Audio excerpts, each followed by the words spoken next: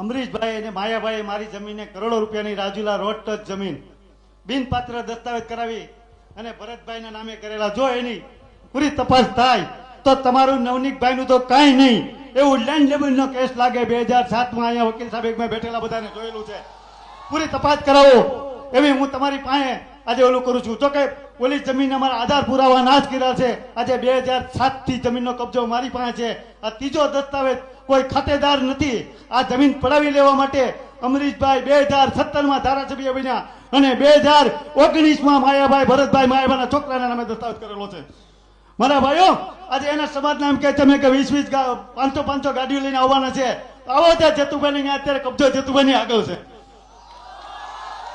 કોર્ટનો હક બંધ કરી દીધો છે ભાઈ. પણ તમારા જ બારિયા વકીલ છે, તમારા સમાજના મારે કેવું પડે, બહુ દુઃખ સાથે વાત છે.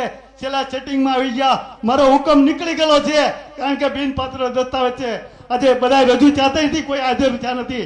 મેન માલિક બાલુભાઈ બચુભાઈ એ પણ કોર્ટમાં હાજર થયા. વાડીએ પંચનામું કરી ગઈ, ત્યાં પણ બાલુભાઈ બચુભાઈ હાજર થયા હતા. ત્યાં જ મારું એક તરફ કેસ થયો જાય છે. પણ છતાં આજે આ લોકોની એટલું નેટવર્ક ઊંચું છે કે આજે તમને કહું કે આજે કોઈને આમાં ખબર નથી પડવા દેતા. આજે પોલીસ ખાતું એનું.